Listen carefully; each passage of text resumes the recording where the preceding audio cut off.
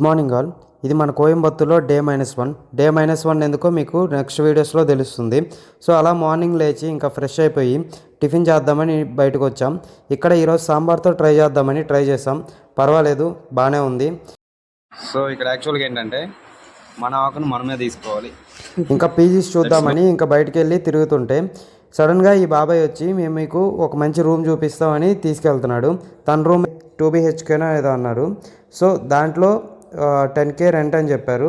So ఇంకా చూద్దామని వెళ్ళి చూస్తే ఇంకా అదంతా బూత్ బంగ్లాలా అనిపించింది. ఇంకో ఒక రూమ్లో తనే ఉంటానని చెప్పాడు. ఇంకా మేము మా ప్లేస్లో దింపామని చెప్తే ఆయన దింపేశాక 1.5 కిలోమీటర్స్కి 100 రూపీస్ ఇచ్చే వరకు అసలు ఊరుకోలేదు. సో కోయంబత్తూర్లో ఇది ఒక బ్యాడ్ ఎక్స్పీరియన్స్ అనే చెప్పుకోవచ్చు. ఆటో వాళ్ళతో కొద్దిగా జాగ్రత్తగా ఉండాలి. ఇంకా అలా పీజీస్ చూద్దామని ఒక్కో పీజీ చూస్తుంటే చాలా పీజీస్లో అసలు నెంబర్సే కలవట్లేదు అండ్ వాళ్ళు కూడా ఉండట్లేదు, ఎవరు ఆల్రెడీ ఫిల్ అయిపోయాయని కూడా చెప్తున్నారు. ఇంకా అలా చాలా పీజీస్ తిరిగేసరికి ఆఫ్టర్నూన్ టైం అయిపోయింది. ఇంకా లంచ్ చేద్దామని దగ్గరలో ఉన్న ఒక రెస్టారెంట్లో లంచ్ చేస్తున్నాం. సో పర్వాలేదు, మేమైతే ఇప్పుడు వరకు కోయంబత్తూర్ స్టైల్ ఫుడ్ ట్రై చేయలేదు. సో నెక్స్ట్ వీడియోస్లో ఇంకా ట్రై చేసి చూపిస్తాం.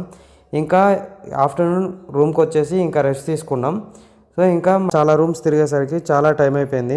ఇంకా నైట్ ఇంకా కూర్చొని చాలా పీజీస్కి అయితే గూగుల్లో చూసి ఫోన్ చేస్తూ ఉన్నాం. సో ఒకసారి మీరు స్క్రీన్ మీద చూడండి ఎన్ని నెంబర్స్ కాల్ చేసాము. ఇంకా అలా డిన్నర్ టైం కూడా అయిపోయింది. ఇంకా అక్కడ దగ్గరలో ఉన్నాం ఒక రెస్టారెంట్లో. ఈసారి చికెన్ 65 బిర్యానీ తీసుకున్నాం. పర్వాలేదు, బాగానే ఇంకైతే ఒక పీజీ సెట్ అయింది. ఇంకా రేపు షిఫ్ట్ అయిపోదాం.